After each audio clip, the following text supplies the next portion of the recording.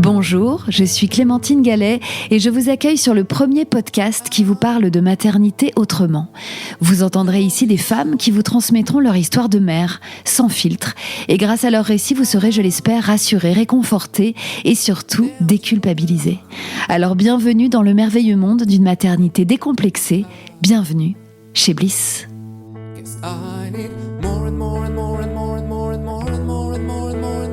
Ce que j'adore avec les témoignages que je recueille dans Bliss, c'est toutes ces fois où la vie a plus d'imagination que nous, vous savez.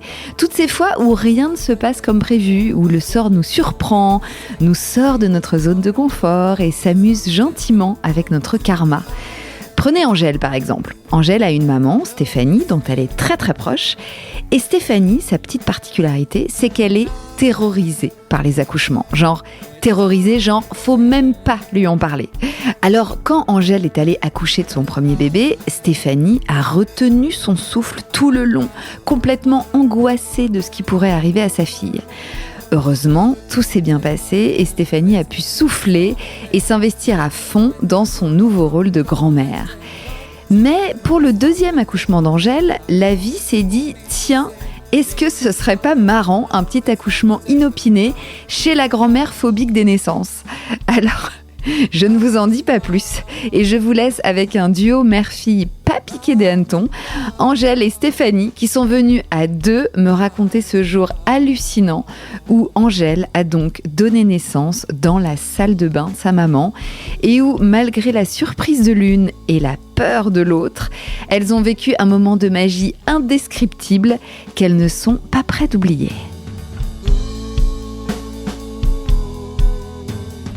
Bonjour Angèle, bonjour Stéphanie. Bonjour. Quelle joie d'avoir un duo mère-fille en face de moi. Donc, on va commencer par les présentations.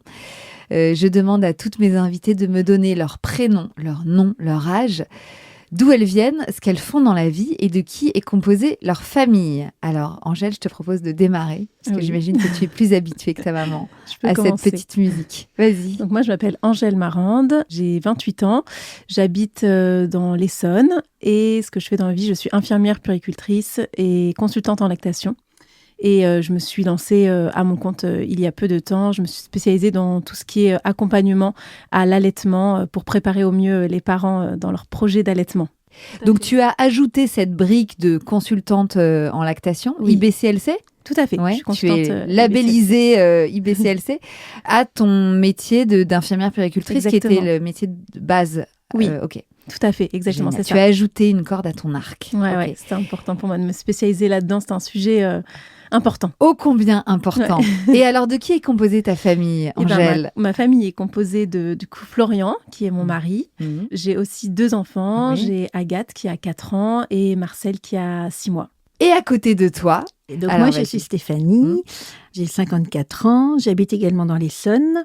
J'ai été pendant 25 ans assistante sociale. Okay. Et depuis 5 ans, je suis médiatrice administrative. D'accord. Voilà. Dans quelle structure ? À la CAF, Caisse d'allocation familiale. Et donc moi, je suis mariée avec Stéphane depuis des millénaires. Carrément. Voilà. Et j'ai 2 enfants, donc Angèle, 28 ans, et Paul, 24 ans. Ok. Alors, on va surtout parler de la naissance de Marcel, mais quand même, Agathe est arrivée avant. Alors déjà, raconte-moi comment est venu votre désir d'enfant avec Florian. Flo, on va l'appeler Flo. Oui, Flo, c'est bien. Ça fait longtemps que c'est en projet ? Alors déjà, ça fait longtemps qu'on est ensemble parce qu'on s'est rencontrés on était dans le même collège finalement. Ah ouais. Amour de collège. Ouais. Donc toi, Stéphanie, ça fait très longtemps que tu connais Flo. Ah oui. Depuis ses 15 ans. Depuis ses 15 ans. Donc, ah ouais, genre il venait chez toi après les cours et tout ? Ah bah oui. Oui. Je l'ai connu petit, je l'ai connu ado, je l'ai connu jeune adulte et maintenant papa. Toi, tu ne croyais pas à fond que ça allait 15 ans, amener évidemment, à ça. À 15 ans. À 15 ans, moi, mais non, mais c'est l'amour de ma vie. Alors que ma mère était, t'as le temps et puis si tu veux vivre d'autres expériences, tu peux. Voilà. 15 ans. Oui, c'était ce sujet. C'est un peu ce que je dirais aussi à ma fille. Si je la voyais transie d'amour à 15 ans, je dirais oui, il y a d'autres choses à vivre avant le mariage. Non, mais c'est ça. Mais toi, Angèle, t'étais sûre que c'était l'homme de ta vie ? Oui. Et puis très vite, en fait, moi, de toute façon, depuis très jeune, j'ai ce désir de maternité. Alors, j'ai toujours su que je voulais travailler déjà avec les enfants, Ouais. auprès d'enfants. Et en plus de ça, le désir de maternité, voilà, c'était très présent et même tellement présent que parfois je me disais, bon, allez, je suis jeune, j'ai mes études à faire avant. Et puis après, j'ai eu mon diplôme, donc c'était bon. Ah oui, c'était le sésame. C'est ça. J'ai mon diplôme, on part en Thaïlande en mode voyage juste après le diplôme pour fêter ça.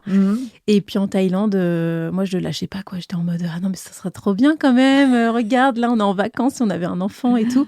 Puis lui non il était pas trop, il était on attend encore un petit peu et puis je pense que ça cheminait un petit peu pour lui et finalement c'est arrivé. Par contre j'ai fait une fausse couche.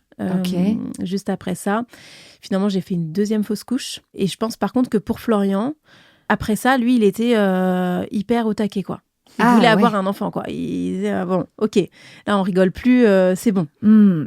Est-ce que vous en parliez de ça, Angèle, tu racontais tes fausses couches à ta mère? Oui, d'accord.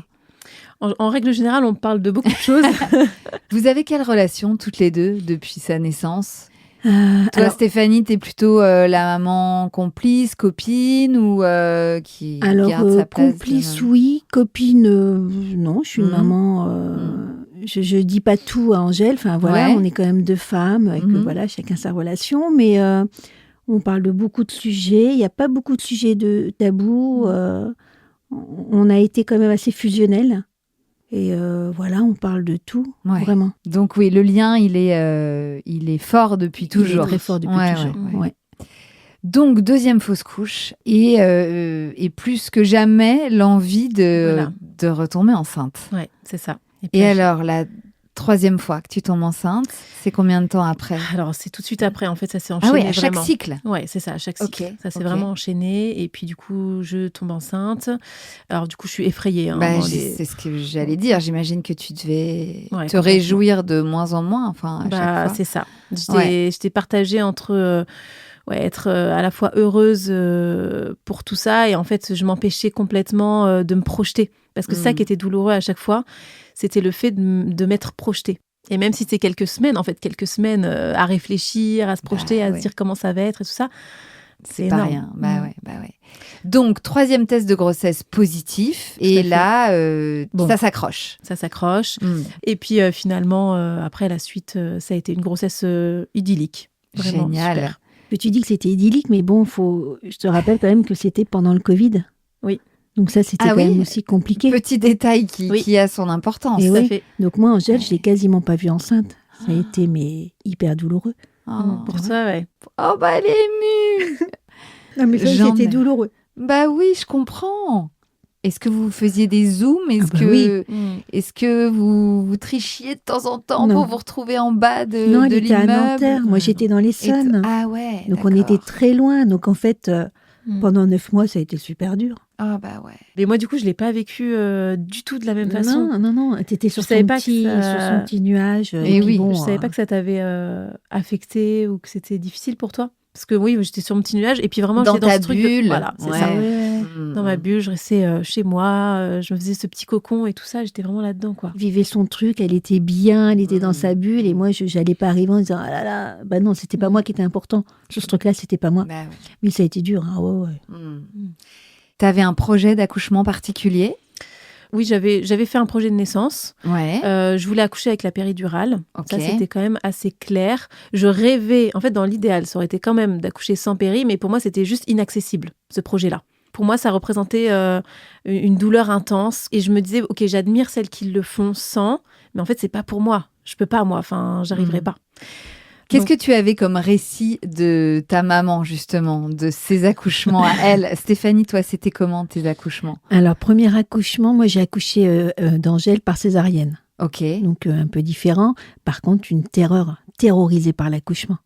Mais vraiment. Okay. Je suis arrivée à l'accouchement, pour moi, Avant même d'accoucher? Avant même d'accoucher. Pour moi, j'allais mourir. Mais vraiment. Et les deux, ça a été comme ça. D'où venait cette peur? J'ai assisté, quand j'avais genre 15-16 ans, à l'accouchement de ma tante. Ah bon? En fait, c'était très bizarre à l'époque. Ma mère et moi, nous avons emmené ma tante à la maternité. Et on m'a oubliée dans la salle d'accouchement. Donc, ma mère est restée à côté de ma tante. Et moi, je me suis retrouvée face à ses jambes ouvertes. Et j'ai assisté à ce truc-là. Et je pense honnêtement que ça a été un traumatisme. 15 ans, j'étais pas du tout préparée.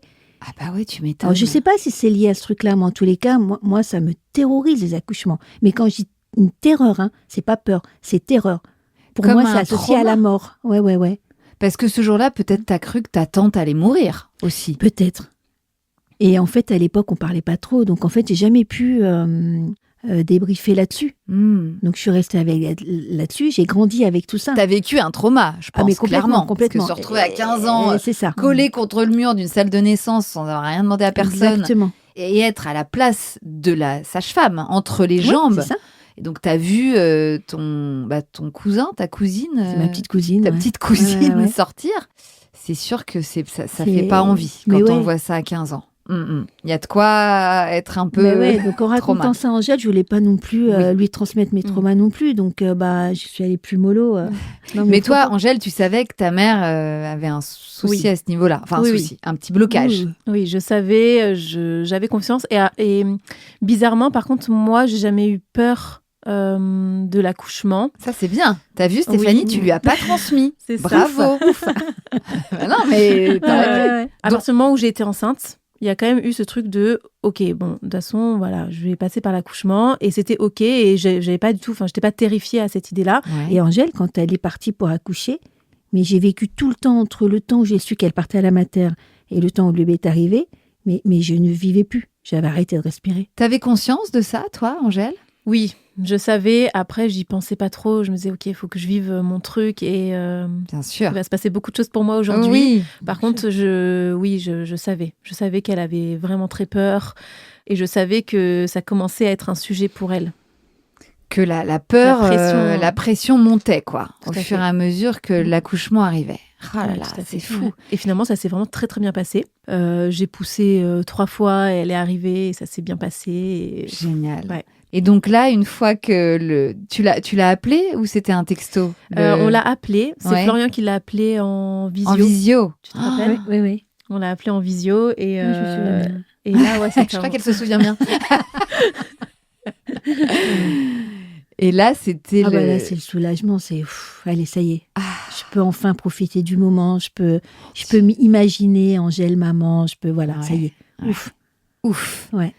Angèle, est-ce que du coup, tu as raconté ton accouchement à ta maman ? Enfin, est-ce que y a eu réparation un peu quant à l'expérience de l'accouchement, quand tu as vu que ta fille finalement avait... Alors oui, mais pas réparation.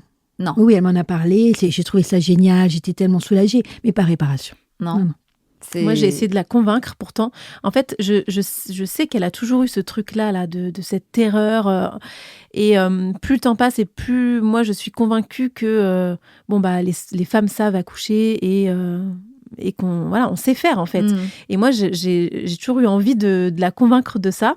Même après mon premier accouchement, où je lui ai raconté un peu en détail. C'était trop génial. Ça s'est trop bien passé. Ça s'est trop bien passé. Vraiment, c'était trop chouette.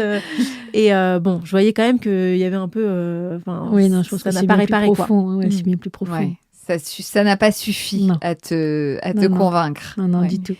T'étais contente pour ta fille, mais genre, je suis pas dupe. Voilà, exactement.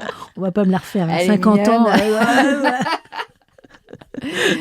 C'est très ancré. Ouais. Ok.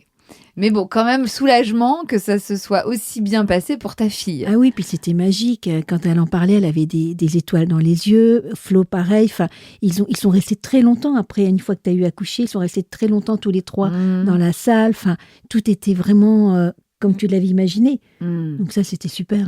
Bon, et alors ensuite, les présentations. Quand est-ce que Stéphanie, t'as pu enfin voir Alors nous, on est allés donc à Nanterre voir donc Agathe. Elle avait 5 jours.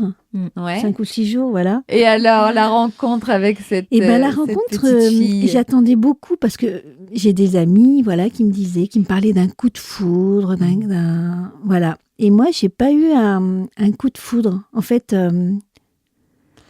moi, ce qui était important, c'était ma fille. Ouais.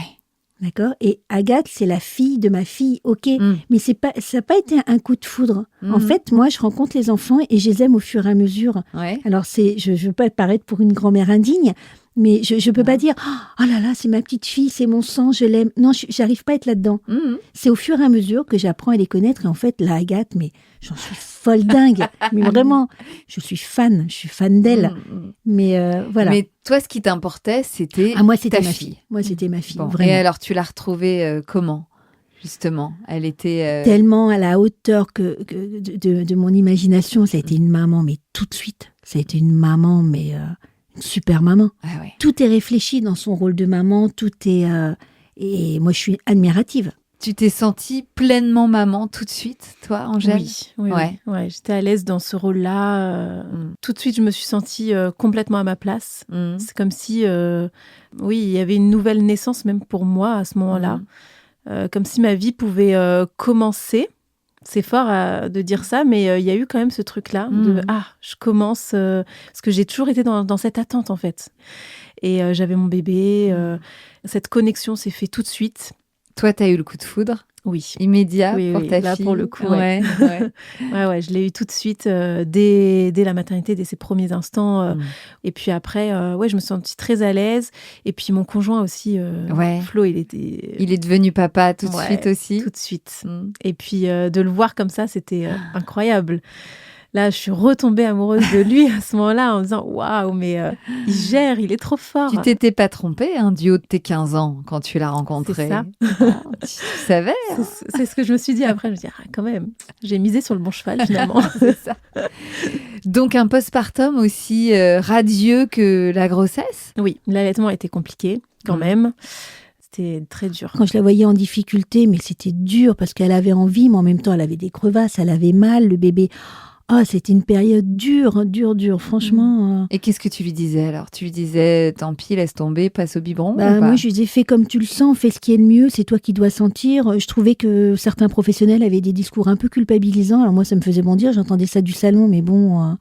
Voilà, mais je voulais qu'elle chemine elle, je voulais pas qu'elle arrête parce que quelqu'un lui disait arrête, je voulais vraiment que ça vienne d'elle. Je disais mais fais ce que tu le sens et si tu as un biberon à donner, c'est pas grave, c'est très bien l'allaitement. J'ai allaité pendant 7 mois chaque enfant, mais je suis pas non plus voilà. Et c'était compliqué de la voir souffrir physiquement, c'était Parce que toi, Angèle, c'était vraiment un défi, une envie profonde. Il n'y avait pas d'autre option que l'allaitement. C'est ça. Même si je souffrais, il fallait qu'elle ait mon lait et pas autrement. Et finalement, je me suis dirigée vers le tir-allaitement. En fait, je crois que j'ai eu tellement mal qu'il y a eu un moment où c'était un refus, c'était physique, quoi. Bien sûr. Parce que je me rappelle même de mon mari là, qui me disait, mais en fait, là, elle a faim, tu sais, là, c'est les signes d'éveil, comme on avait vu. En plus, moi, je l'avais un peu coaché là-dessus. Donc, il disait, regarde, il me disait, voilà, là, c'est le moment, donc je te la porte au sein. Et moi, je dis, non, je crois pas, non, je pense qu'elle a pas faim, là. J'avais tellement mal que non, c'est pas... C'est une telle douleur. Oui. D'accord. Bon, donc, à part ces petits soucis d'allaitement, un postpartum et une nouvelle vie à 3 qui se passe merveilleusement bien. Oui. Et quand est-ce qu'est arrivée l'idée d'un deuxième? Alors, finalement, quand est-ce que vous vous êtes sentis prêts?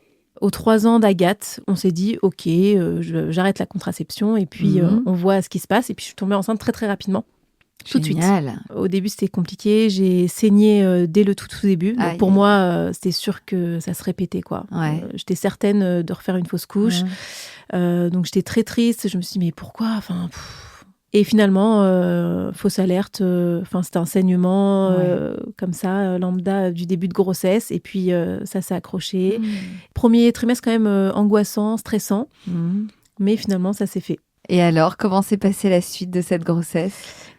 Cette grossesse, alors beaucoup plus sport, parce que Agathe, voilà. Agathe, bien sûr. Voilà, elle l'a su quand même très tôt, parce que ce qui s'est passé, c'est que elle a compris qu'il y avait quelque chose avec les saignements dès le départ. Elle m'a vue pas bien, je pleurais, donc on a fait le choix de lui en parler assez rapidement et de dire... oui, il y a un petit bébé, mais on ne sait pas trop s'il veut rester. On l'a amené comme ça, en fait, en disant, on ne sait pas trop s'il va rester, s'il a envie de rester. Alors, elle, ce qui est un peu troublant et particulier, c'est que dès le début, elle m'a dit, si, je sais qu'il va rester. Elle ne s'était pas trompée. Oui. Et donc, un petit garçon qui était en route et une grossesse qui a été cool. J'ai eu des nausées, vomissements tout le long. Ah, mais bon. tout le long. Tout le long. Donc, Est-ce que la présence de la grand-mère a sauvé aussi un peu la logistique, la garde d'Agathe complètement. Toi, Stéphanie, t'as pris ton rôle de grand-mère à cœur depuis qu'Agathe était là. Oui. Tu la gardes beaucoup? Non. Non, je la garde pas beaucoup. Ben non. En fait, d'abord, je travaille.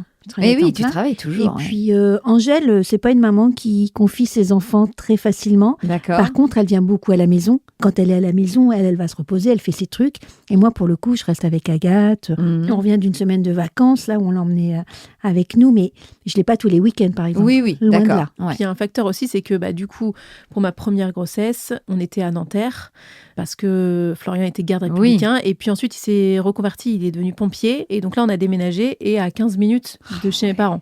C'est un bonheur. Donc ça, c'était chouette aussi. Bonheur. Non, Et bah là, il n'y avait plus de confinement. Donc, tu as Voilà. pu enfin voir ta fille enceinte. Mais ouais, elle était tellement belle. Tu as rattrapé un peu le complètement. temps perdu, là. Ouais. Oui. Alors, quel était le projet pour cette fois-ci? Moi, alors, ça a commencé par moi de mon côté, où j'avais beaucoup évolué depuis ma première grossesse, où là, je me disais, en fait, bon, peut-être que ça peut être envisageable d'accoucher sans péridurale. Ça me paraissait un peu moins impossible tout d'un coup. Ouais.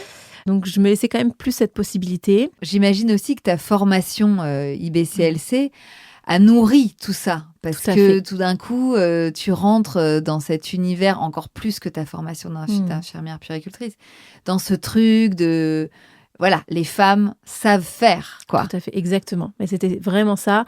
Pendant tout le long de cette formation, ça a remis beaucoup de choses en question. Et puis, il y a eu d'autres sujets. Il y a eu des prises de conscience. Bon, il y a Bliss, il y a les podcasts. Il y a aussi un reportage de Nina Marr, Faut pas pousser. Ouais. Ça a été une révélation. C'est vrai. Ah, vraiment, je me suis dit, OK. Et puis, je voulais que mon conjoint le voie.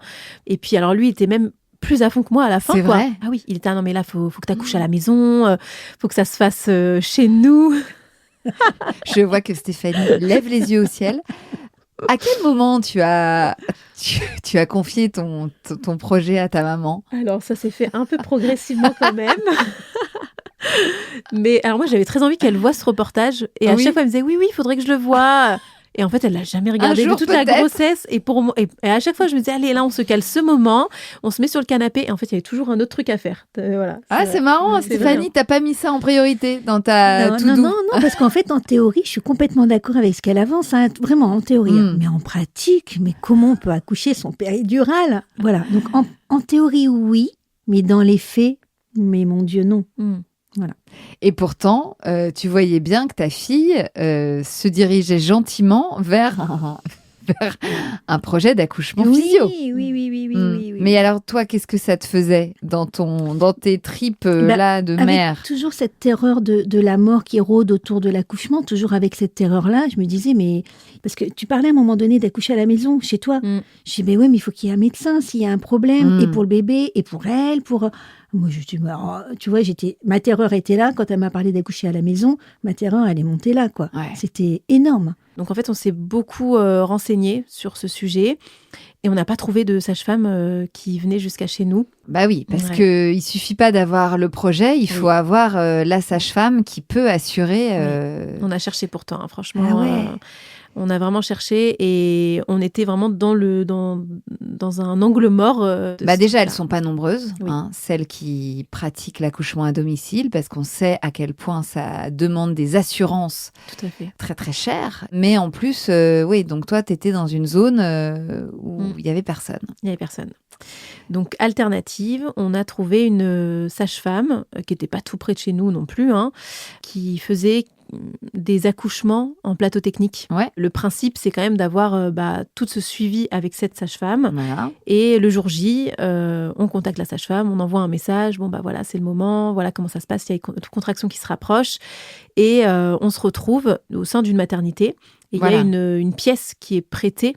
C'est ça. En fait, ces sages-femmes-là ont des accords avec la maternité du coin où elles peuvent booker une salle de naissance avec une de leurs patientes, mais complètement en dehors de l'équipe médicale de l'hôpital, sauf si problème, évidemment. Exactement. C'est et ça. c'est quand même, Il y a quand même assez ce truc-là rassurant. voilà. Moi, ça m'allait bien d'avoir cet entre-deux un petit peu. Mais oui. Et de me dire, OK, en fait, une fois qu'on ferme la porte, on est quand même que nous avec cette sage-femme qu'on connaît très, très bien parce qu'elle m'aura accompagnée une grande partie de ma grossesse. Et à la fois, s'il y a un problème, on ouvre la porte et là... On est dans une structure hospitalière et on peut appeler les copains s'il y a un souci. Exactement. Et alors ça, Stéphanie, ce scénario-là, ça t'allait. Ça m'allait bien. Parce que finalement, ça pouvait satisfaire à ses envies. Bah oui. Mais avec le côté médical, si jamais il se passait quoi que ce soit. Donc moi, là, ça allait complètement dans mon sens. Bon, donc tout le monde était raccord là. C'est ça. Complètement. Le projet était là. Sauf que entre les projets et la réalité, parfois, il se passe des trucs. Ça se passe pas comme prévu. Exactement. Alors, ce petit Marcel, il était prévu pour quand ? Alors, il était prévu pour le 1er décembre. Ok. Ah ouais, en plein hiver. Voilà. Et il s'avère que déjà le 19 novembre, je commence à avoir des petites contractions qui arrivent gentiment. Et puis, c'était rapproché. C'était quand même assez intense, mais alors ça s'est intensifié. Puis après, ça s'intensifie plus vraiment, quoi. Voilà, ça a stagné. Ça a stagné, mais c'était quand même rapproché pendant plusieurs heures. Donc pour moi, c'était clairement le moment. Enfin, là, je mettais en application tout ce que j'avais vu. J'allume mes petites bougies chez moi pour faire mon pré-travail. Enfin, tu vois, je me mets dans l'ambiance et tout. Je contacte la sage-femme pour lui dire voilà où on en est.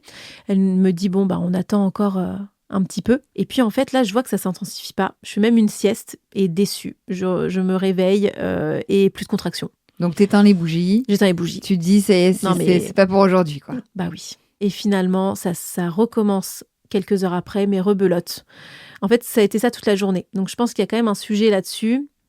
C'est que pendant bien 12 heures, j'ai eu des contractions assez intenses avec, où je me balançais, j'étais sur mon ballon là.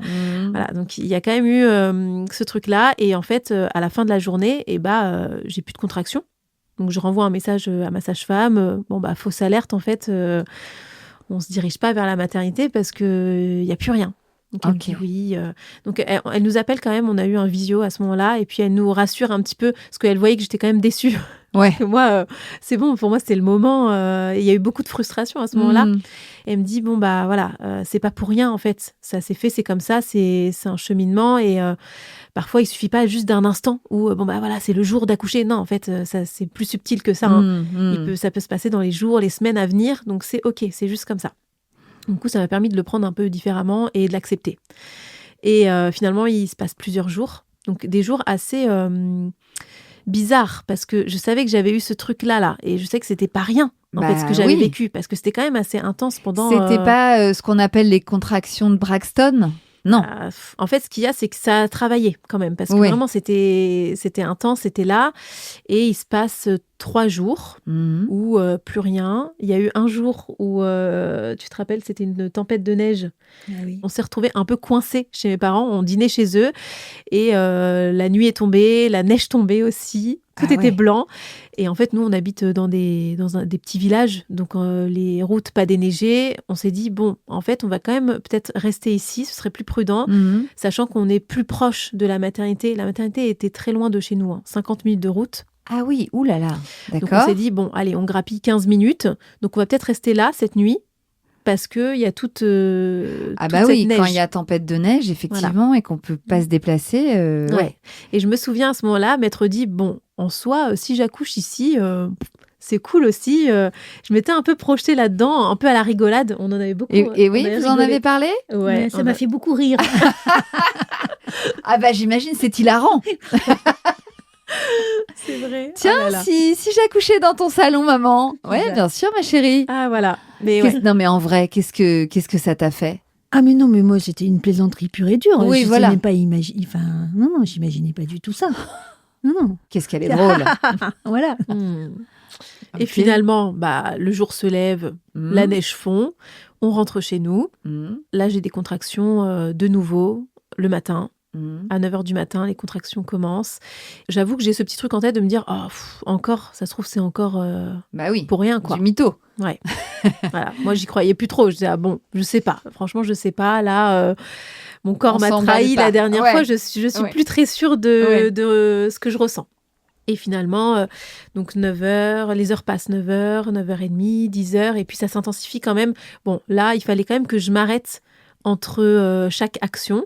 Je me souviens que j'étais en train de faire des cookies, et à chaque fois que je faisais mes cookies avec mes mains un petit peu dans la pâte, là, voilà, je me posais un petit peu, je soufflais, et ça, c'est ce que j'avais pas eu quand même les jours précédents, avec ce, entre guillemets, faux travail, là, où ça, j'avais pas ressenti ce besoin de me poser. Passé un step.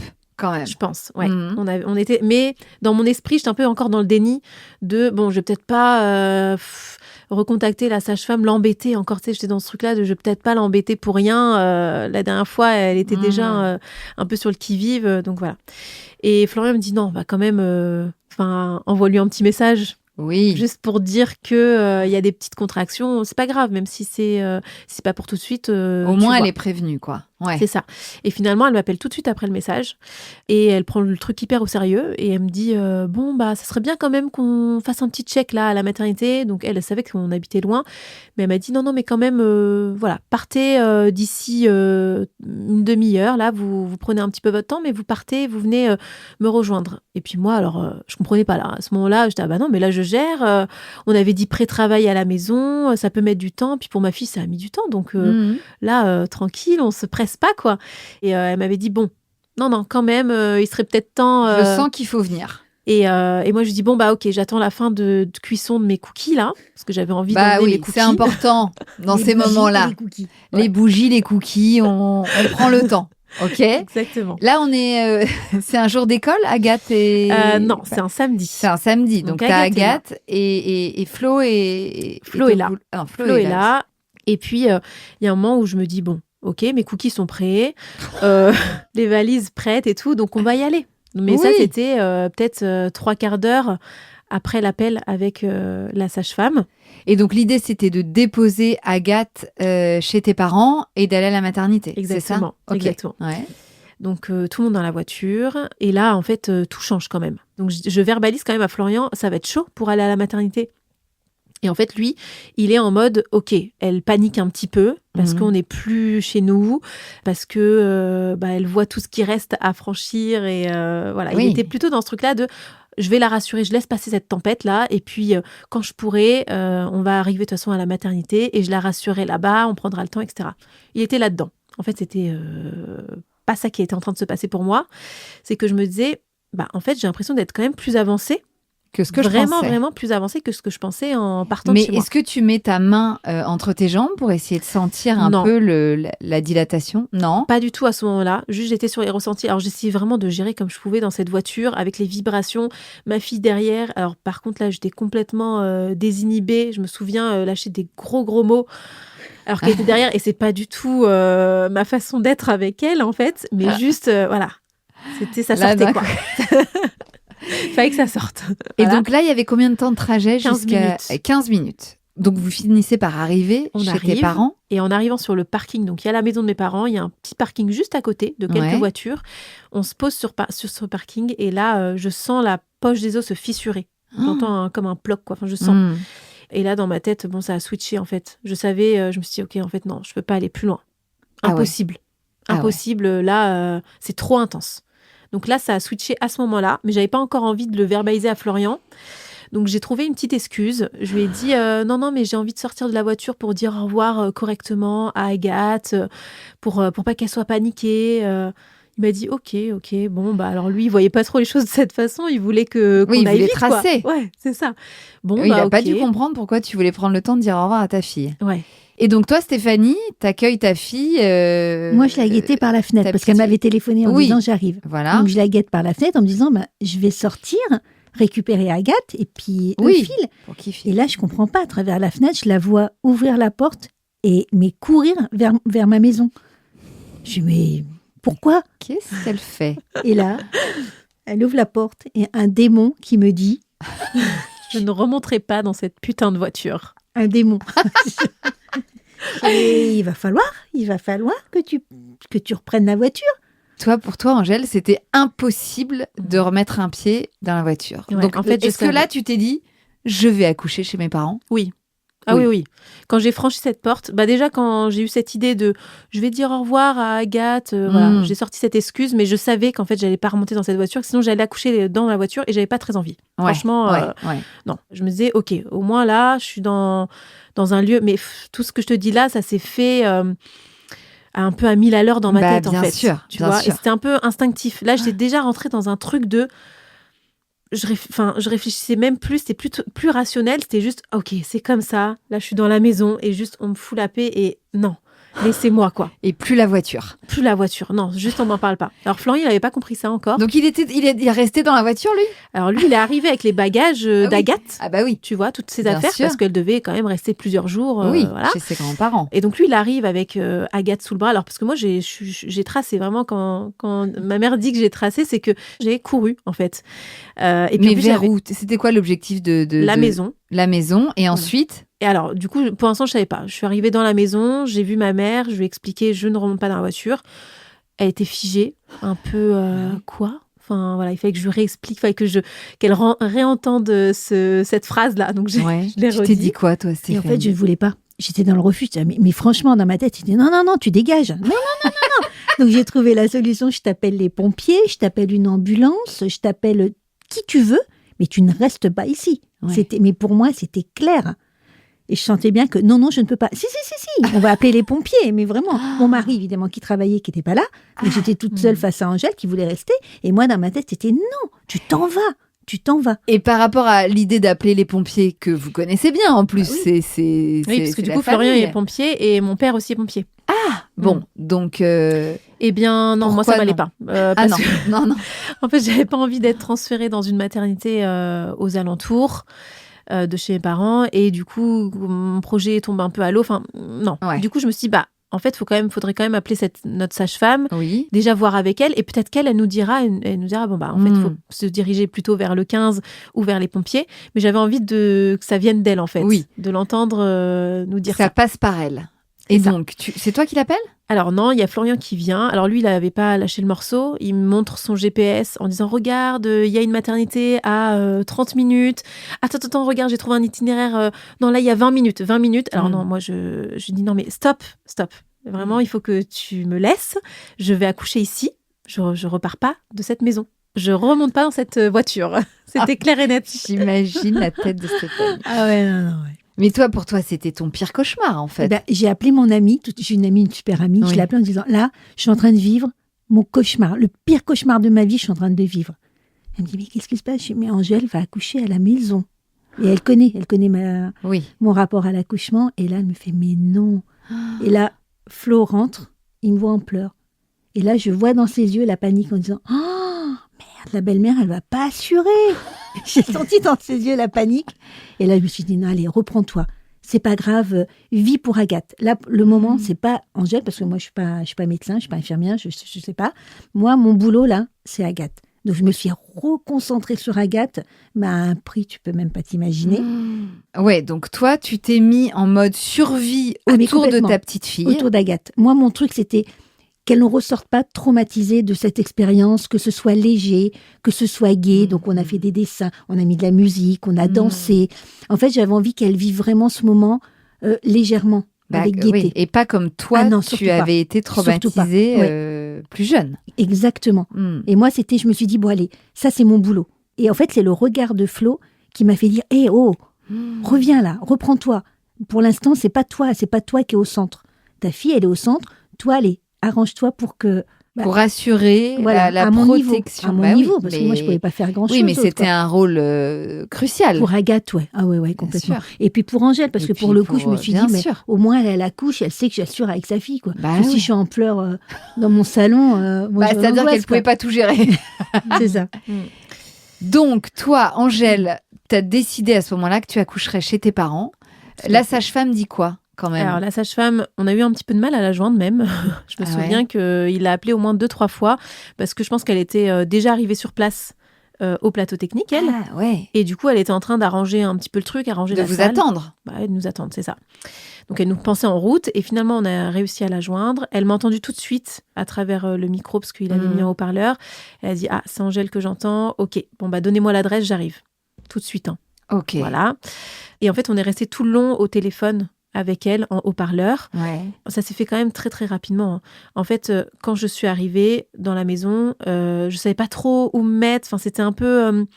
je savais pas trop comment me positionner. Et finalement, assez instinctivement, je me suis dit, ok, il y a une salle de bain à l'étage, là, une salle de bain qui a un chauffe-serviette ou qui chauffe rapidement la pièce. Mmh. Et ça s'est fait assez naturellement où je suis montée à l'étage. Donc Florian m'a suivie. Moi, j'ai allumé le chauffe-serviette. J'ai balancé plein de serviettes par terre pour me mettre un peu à quatre pattes au sol. En fait, j'étais un peu emportée par le truc. T'as vu ça, toi, Stéphanie ? T'as vu l'installation dans ta salle de bain ? Non, j'ai pas vu. J'ai entendu. Donc toi, t'es restée au rez-de-chaussée. Ah oui. Ouais, donc il y avait vraiment deux plateaux.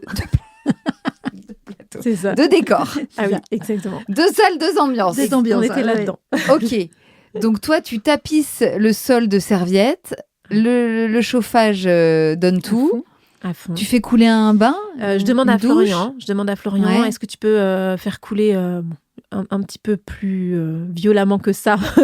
Je lui demande gentiment de faire couler le bain. Et puis le bain a pas le temps de vraiment trop couler. Enfin, c'est une grande baignoire quand même, donc il y a pas vraiment beaucoup d'eau. Mais là, oui, je fais des sons assez graves. Alors il y a quand même une mission qui t'a été confiée. Je sais pas si tu te souviens de ça. La sage-femme demande un oreiller. Alors je sais même pas pourquoi elle a demandé ça, mais un oreiller qui ne servira plus. Et du coup, Florian descend et il demande à ma mère, il faut un oreiller. Donc, ma mère, elle cherche un peu partout son oreiller, voilà. Et moi, de mon côté, je dis, non, mais là, il faut que j'aille dans le bain, en fait, maintenant. Et je dis à Florian, je sens la tête. Je sens, ça arrive. Ok. Et donc, en fait, Florian regarde et dit, oui, il y a la tête. Il confirme. La sage-femme était arrivée là, donc. Non, elle était au téléphone. Non, toujours pas. Tout le long. Ah oui, elle vous guidait. Elle nous guidait en haut-parleur. Et puis... Donc là... Flo se penche et voit qu'effectivement, il y a la tête qui arrive. C'est ça. Il se penche, il voit la tête qui arrive. Et du coup, je lui dis, aide-moi à me mettre dans la baignoire. Mais t'étais dans quelle position ? T'étais allongée dans ta baignoire ? Alors non, j'étais à quatre pattes. Ouais. Et lui était derrière moi, en fait. Ouais, ok. Donc, il m'aide. Et en fait, très, très rapidement, mon corps a poussé tout seul et la tête est arrivée. Et donc, il voit cette tête...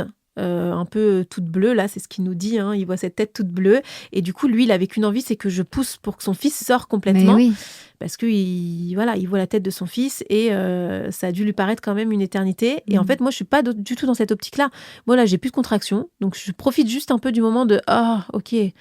Ça me soulage et juste laisse-moi. Non, là je vais pas pousser. Il n'y a pas de contraction, donc je vais pas pousser en fait. Donc, voilà. Ça devait être impressionnant d'avoir la tête sortie. Ouais. Limite qu'il regardait peut-être. Non. Ah oui, c'est vraiment ça. Il avait la tête coucou qui regardait. Et pour lui, il fallait que ça sorte. Donc il me répétait, mais pousse, vas-y pousse. Et puis je dis, non, laisse-moi. Et après la contraction. Une nouvelle contraction arrive, l'ultime contraction, et le corps entier sort. Donc ça s'est fait vraiment en 2 contractions, c'est même pas des poussées, mon corps a poussé un peu tout seul. Ouais. Et donc Florian rattrape Marcel, et tout de suite il me le pose sur moi. Alors là c'était un peu une gymnastique, parce que j'étais un peu à quatre pattes. Oui. Lui était derrière moi, il y avait le cordon ombilical, donc il fallait quand même, avec ma jambe... passer de l'autre côté. Voilà, c'est ça. Et ensuite il me le met tout de suite sur moi. Et là, ça s'est fait très rapidement. Il est allé, il est sorti de la baignoire, il m'a tendu plein de serviettes pour que je mette sur Marcel. Et en fait, c'est à ce moment-là où il est sorti de la salle de bain pour aller chercher, alors je crois qu'il allait chercher un matelas pour me sortir ensuite de la baignoire. Et quand il a ouvert la porte, il y avait ma mère derrière la porte qui, elle, avait encore sa mission oreiller. Moi, je voulais juste poser délicatement l'oreiller derrière la porte et carapater, tu vois. Il y avait Agathe qui me tenait le pantalon. Et là, mais j'avais pas compris, moi, où j'étais. Hein. Je vois Angèle avec un bébé. Mais un choc. Et en fait, on s'est regardés toutes les deux, pas parler ni rien. Oh. J'ai reculé et Agathe me tenait, aussi choquée que moi. Et Flo dit à Agathe, tu veux venir voir ton petit frère ? Et on reculait. Mais c'était une scène, hein. Il avait quelques secondes. On a reculé.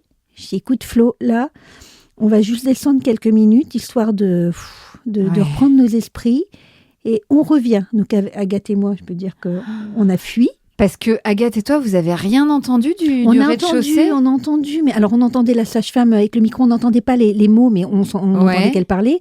On a entendu râler Angèle, mais on en faisait même, on se marrait avec Agathe. On disait, oh maman, elle chante faux. Hein. Tu vois, j'essayais de rendre un peu léger ce côté un peu, voilà. Oui. Mais par contre, on n'a pas entendu le bébé, on n'a pas entendu tout ça. Donc pour moi, le bébé n'était pas là. Et vu que la sage-femme n'était pas là, de toute façon, pour moi, il n'était pas question qu'elle accouche sans la sage-femme. Bien sûr. Et quand je l'ai vue dans la baignoire avec ce petit machin là, mais je ne comprenais pas l'image que je voyais, mais vraiment. Ouais, ton cerveau ne faisait pas le lien. Il voulait pas. Et je voulais juste, en fait, j'avais envie d'aller, tu sais quoi, dans mon lit sous ma couette. C'est vrai. Ah ouais. C'était fou. On a reculé tout doucement. En moonwalk. Stéphanie est partie en moonwalk. Non, c'est bon. Mon cerveau refuse cette information.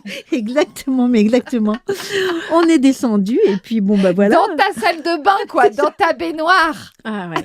Ah, c'est dingue. Non, mais. Elle est venue là. C'est fou. C'est fou. Et puis on a vraiment eu ce même regard. Enfin, moi, je me rappelle très bien de croiser ton regard. Et en fait, ça voulait dire mais qu'est-ce qu'on a fait là, en fait? Qu'est-ce qui se passe?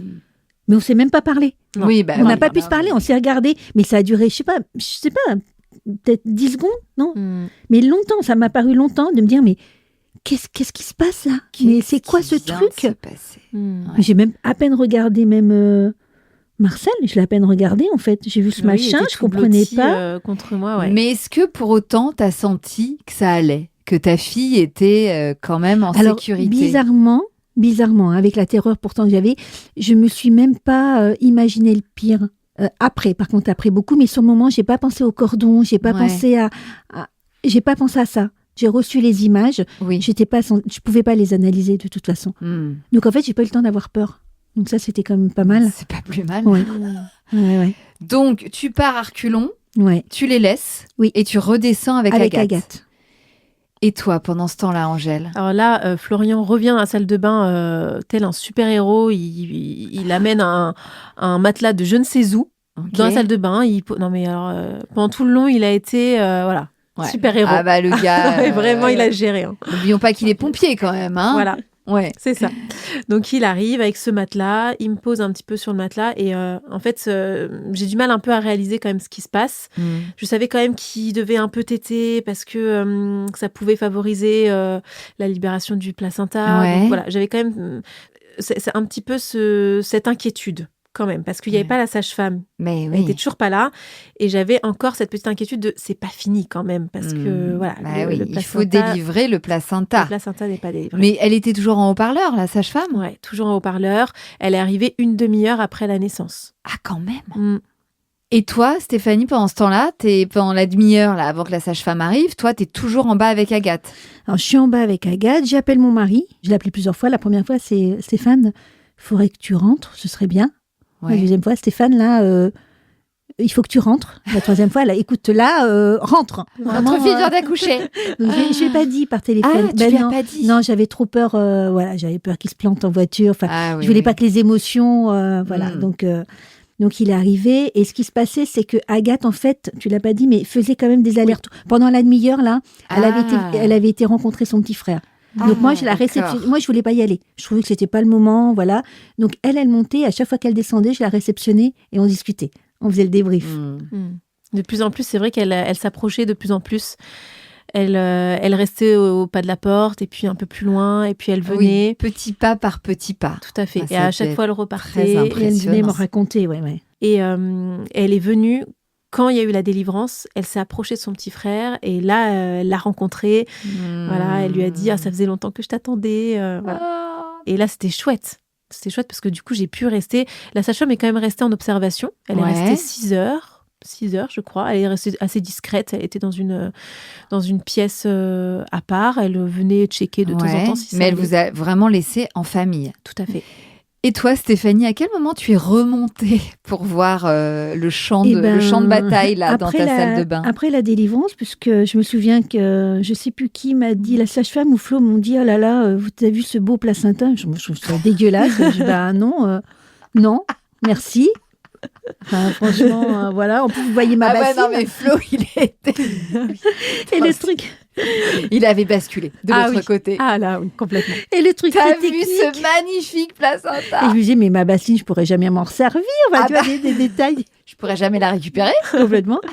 Et donc là, j'ai rencontré Marcel. Mais c'est marrant parce que c'est pas trop Marcel, c'est plus Angèle que je regardais. Après, tu as pris ta douche, tu m'as demandé d'être là au cas où. Tu avais peur de... Oui, mais en fait, elle était en super forme, hein. Franchement. Et alors, quand t'es arrivée, comment t'as trouvé ta salle de bain? En fait, c'était un cocon, bizarrement. Ouais. Parce qu'il y avait le matelas Ouais. qui était par terre, le chauffage à fond, ce bébé contre sa maman. En fait, c'était un petit cocon. C'était pas crasse, c'était pas médical, c'était un cocon. Un Donc, cocon tout le chaud. tableau était... C'était magnifique. Non, franchement, c'était magnifique. Et pourtant, j'étais contre au départ. Hein. Mais là, c'était vraiment très beau. Ouais. Bah, t'étais contre, mais t'as pas eu le choix. Et personne n'a eu le choix. C'est Marcel qui a décidé de peut-être, je sais pas, bousculer un peu sa grand-mère. Ouais, oui. Et sa mère, évidemment. Mais c'est quand même fou que ça soit arrivé dans cette famille-là, dans cette maison-là, dans cette salle de bain-là. Ouais. Et après, toute la soirée, elle a été magique. Une fois que la sage-femme est partie, ça a été magique parce que nous, avec mon mari, on pensait les laisser dîner tout seuls en haut. Donc, Flo avait été chercher des sushis parce qu'elle en rêvait depuis 9 mois. Donc, il y avait un énorme plateau de sushis. Donc, nous, on s'était dit, nous, on va manger dans le salon, tous les deux. On les laisse tous les 4. C'est leur premier repas, voilà. Et en fait, ils ont insisté pour qu'on monte. Donc, on avait mis des petites lumières tamisées partout. Parce qu'il y avait quand même un petit bébé qui n'était pas très vieux. On a mangé des sushis là, on chuchotait. Mais il y avait Agathe. Dans une chambre? Dans la chambre. Ouais. Et en fait, c'est bizarre, mais c'était hors du temps. Avec ce bonheur, mais tendre. Je trouve même pas les mots. C'était une parenthèse, mais féerique. Et je crois que j'ai jamais vécu un moment comme ça, de plénitude. Ouais, c'était ça. C'était de la plénitude. Tu l'as ressenti pareil, toi, complètement. Ouais, c'est exactement ce qu'on a vécu. Et moi, je me voyais pas laisser mes parents là manger en bas tout seul, alors que pourtant, on avait été clair avec Florian avant la naissance pour se dire qu'on voulait pas de visite, qu'au début... mais en fait, avec ce qu'on avait vécu, moi, ça pouvait pas se passer autrement qu'avec mes parents, ces premiers instants. Et c'est vrai que ce repas-là, il était incroyable. Oh là là, ça... Je pense que l'ocytocine était encore palpable dans l'air, quoi. C'est ça que t'as ressenti. Exactement. C'est que les pièces étaient remplies d'ocytocine, qui est l'hormone de l'amour et de l'attachement. Et donc, vous étiez là-dedans. C'était un grand bain d'ocytocine. Et spontanément, on parlait en chuchotant. Agathe chuchotait aussi. C'était doux, c'était tendre, c'était magique. Franchement, un moment magique. Et d'ailleurs, les jours qui ont suivi, parce qu'on n'est pas rentré tout de suite chez nous, les 2 jours qui ont suivi ont été comme ça. Hors du temps. Hors du temps. Oh là là. Une période hors du temps. Oh, ça fait rêver. Ouais. Mais pour le coup, la descente, elle n'est pas facile. Hein. Oui. Parce que le lundi, quand on va travailler, d'abord, moi, j'avais pas envie de partager ça. C'était trop fort, trop intense. J'avais pas de mots. Je trouvais pas les mots. C'est ça. Tu disais, à la hauteur. Va comprendre en fait ce qu'on a vécu. Exactement. Et en fait, le fait de reprendre le quotidien, mon quotidien était fade. Je me disais, mais comment je vais faire pour à nouveau travailler, à nouveau voir des collègues C'est fade. C'est fade à côté de ce qu'on a vécu ce week-end. Waouh. Oui. Et oui, et moi de mon côté, j'ai eu du mal à partir aussi, à laisser ce moment derrière moi. Ce cocon là. On devait partir le dimanche soir, et il faisait nuit. En plus, en hiver, la nuit était tombée très tôt. Là, j'ai eu un petit coup de blues. Non, je peux pas partir. Et puis Florian, il m'a dit, il avait chargé toutes les affaires dans la voiture. Il m'a dit, si tu veux, on reste encore une nuit. Parce qu'on était si bien entourés, il y avait tout cet amour. Mes parents étaient là pour Agathe. Agathe, elle a vécu ça, elle pouvait venir voir son petit frère, et puis en même temps, elle pouvait aller jouer un petit peu de façon plus speed avec ses grands-parents en bas. On avait des bons petits plats, on avait... je comprends que t'aies pas eu envie de partir. C'est ça. Il y avait tout ça, et de se reconnecter avec... C'était juste l'essentiel, en fait. Et il y a eu un petit peu de mal, donc on est reparti que le lendemain, finalement, en pleine journée. Que le lundi. Et toi, Stéphanie, alors, qu'est-ce que ça a changé en toi, dans ta vision de l'accouchement ? En fait, dès le lundi, quand même, une fois que tout est retombé, je me suis dit, ah mon Dieu, mais si le bébé avait eu le cordon, s'il y avait une hémorragie, si. Et mon mari me disait, mais arrête, tu te fais du mal. Mais en fait, j'avais besoin de passer par ces trucs-là en me disant, mais j'aurais pu perdre ma fille chez moi. Et je pense que la peur est venue après. Tu t'es refait le film en imaginant les scénarios catastrophes. Exactement. Ouais. Pourtant, c'est un moment magique. Hein. Ouais. Mais demain, elle me dit, j'accouche chez toi. Je dis, non. Tu re-signes pas. C'est tellement fort. On ne peut pas vivre trop d'émotions fortes comme ça parce que humainement, c'est compliqué. Hein. Quelle chance d'avoir vécu ça toutes les deux. C'est inouï quand même. Hein, comme arriver sur Terre de ce petit Marcel. Et entre mère et fille et toi, Stéphanie, avec ta petite fille aussi. Enfin, je sais pas, c'est vrai que c'était finalement ce qu'il fallait, quoi. Dans ce lieu. Ce cocon. Ce lieu de naissance, cette maison de naissance. Voilà, Stéphanie. Voilà. Que tu le veuilles ou non, maintenant, chez toi, c'est une maison de naissance. Exactement. Écoutez, en tout cas, c'était un bonheur de recueillir ce récit tellement inouï. Merci à vous deux d'être venus jusqu'à moi. Merci pour ces confidences, pour l'émotion. Et ça donnerait presque envie d'aller chez ses parents accoucher, finalement. Est-ce que c'est pas là qu'on est le mieux, hein, Stéphanie? J'ai cru qu'elle a invité les gens à venir chez moi accoucher. Alors, si vous cherchez un lieu de naissance dans l'Essonne, n'hésitez pas à toquer chez Stéphanie. Une belle salle de bain. Non, mais quel coup du sort, mais quel coup de génie du sort, j'ai envie de dire, pour toi qui étais si effrayée, si opposée, si traumatisée par cette vision de l'accouchement. La vie t'a envoyé ça. Exactement. Quand même. Comme quoi, voilà. C'est pas rien. Hein. Non.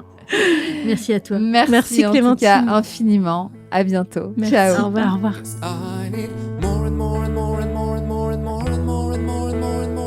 Et voilà, c'est la fin de cet épisode qui, je l'espère, vous aura plu. Merci encore à Angèle et Stéphanie d'avoir partagé avec nous ce moment aussi lunaire que magique qu'elles ont vécu en famille. Mais figurez-vous qu'il y a une autre petite personne qui a vécu ce moment et qui s'en souvient très très bien. Et c'est Agathe, la fille d'Angèle. En fait, quand Angèle nous a contactés pour venir raconter son histoire, c'est une petite note vocale irrésistible d'Agathe qu'elle nous avait envoyée et que vous pouvez écouter dès maintenant sur votre plateforme d'écoute préférée. Aurélia Martin était à la production de cet épisode, Claire Sarfati au montage, Océane Timothée Banis au mixage, Fanny Tournel au casting et j'en ai assuré l'interview et l'enregistrement au studio L'Arrière-Boutique. Je vous retrouve lundi prochain pour un nouvel épisode et en attendant, vous le savez, on a 2 autres podcasts que vous pouvez écouter, binger, partager autour de vous et auxquels vous pouvez vous abonner sans plus attendre. Il y a Hot Stories évidemment pour des histoires croustillantes de sexualité sans filtre et Women's Stories pour des récits incroyables de femmes inspirantes. Pensez aussi à nous suivre sur Instagram, YouTube et TikTok et à nous laisser 5 étoiles si vous avez 5 minutes sur votre appli de podcast. Ça nous aide beaucoup. Je vous embrasse, prenez bien soin de vous et puis bien sûr, long live the bliss.